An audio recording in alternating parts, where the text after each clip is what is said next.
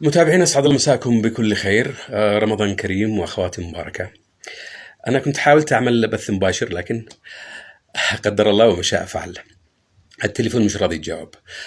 على كل حال، الحديث حول موضوع مسلسل ماء الذهب والبلبلة اللي حصلت ورافقت هذا الأمر، وكل من حاول أن يستثمر هذا التوقف والاتهامات الباطلة حول العمل بأنه مسروق من رواية لما أدري من.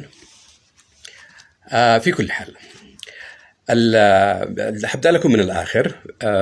مسلسل ماء الذهب حيتم استئناف بث الجزء الثاني ابتداء من يوم السبت القادم بإذن الله، بعد بكرة يعني، وحيكون على قناة المهرية وعلى قناتها أيضا في اليوتيوب، وأيضا على قناة تلفز وعلى قناتها في اليوتيوب أيضا. ما حبيت أشير له فقط أنه مش عارف يعني أي تجربة لعمل درامي، أي مسلسل، أي عمل فني قدمته شركة، قدمه قطاع تلفزيون حكومي أو خاص، الهدف في الأخير هو إسعاد الناس وإمتاعهم. يعني تخيل هذه الطواقم إلى أي مدى هي بتتعب، بتترك أهاليها، بتشتغل وهي مرضانة، يعني بتبذل مجهود جبار بحيث أنها توصل ربما في بعض الأحيان رسائل أو قيمة جمالية أو شيء معذرة أو شيء فني يمتع الناس. ويبدو أنه أصبح متعارف عليه في كل رمضان أن التندر على الأعمال الدرامية أصبح مادة دسمة. ما هي مشكلة طبعا، أي عمل لابد أن يواجه نقد، ولا يوجد عمل مكتمل. النقد متى ما كان الهدف منه هو الإصلاح فبيكون محبب وقريب إلى القلب، وفعلا يحفزك أنك تقدم نفسك بشكل أفضل في المستقبل. ومتى ما كان عبارة فقط عن طريقة، أو حتى أحيانا يكون الناس ما شافوش حاجة وبالتالي بيقولوا رأيهم القاسي والجارح. الشعب اليمني ما كانش هكذا، لم يكن الشعب اليمني بهذه القسوة وبهذا الجفوة. كانوا يقولوا ملاحظاتهم بجمال وبحب بسعادة ربما يعني. أرجع لموضوع ماء الذهب اللي هناك أحد يدعي بأنه هذا المسلسل فكرته مسروقة، أو هو مسروق ما أدري شو يعني، من رواية لأحد ما. أنا من قرأوا الرواية طبعا أقسم بالله لم أجد فيها أي صورة سوى الأمور العامة، الأشياء اللي موجودة في قرانا وفي ريفنا ومن الأساطير والحكايات والأصوات والتفاصيل كثيرة حكتها لنا الجدات، وفي كل قرية موجود قصص وروايات.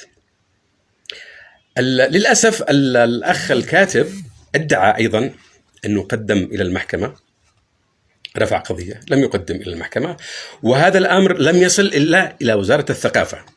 وزارة الثقافة عندها الأمر، هي معنية. قالوا أنه قدم إلى المحكمة، والمحكمة قد حكمت ووقفت قناة التلفز ووقفت العمل. وإيش الجبروت هذا؟ والله لو أنت ساحر ما تعمل كل هذا. أنا قلت لك من وقتها البلبلة والشوشرة لن يعود إلا عليك. من حقك ككاتب إذا ارتأيت فعلا أن هذه الرواية يعني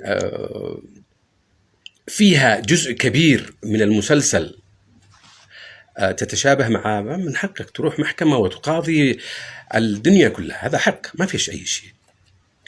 لكن الشرشرة والشوشرة والثرثرة الفاضية والتشهير الغير واعي والغير منطقي والغير أخلاقي لن يعود إلا عليك. المسلسل لم يتوقف بسبب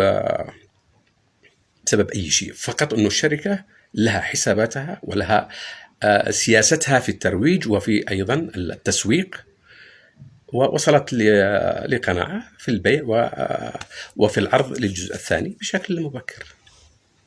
يعني اللي استغربته أنا بشكل كبير أنه من فين جت لك القدرة هذه على أنه فعلا توحي لنفسك تكذب الكذبة، وتوحي لنفسك أنه أنت اشتكيت للمحكمة وأنت ما اشتكيتش، اشتكيت وسائل التواصل، ما ادري الفيسبوك ولا اليوتيوب، وفعلا تجاوبوا معاك ووقفوا كل شيء، وقفوا القناه، وقفوا.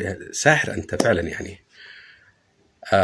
انا احب اوضح للناس كلها ان العمل لم يتوقف لاي سبب كان سوى ان الشركه لها سياستها في قضيه التسويق. اتمنى لكم كل الخير، محبتنا الخالصه. اي عمل احنا بنقدمه بحب كبير من اجل اسعادكم، فيها الفائده ربما، فيها المعلومه ربما، فيها القيمه الجماليه، فيها المتعه.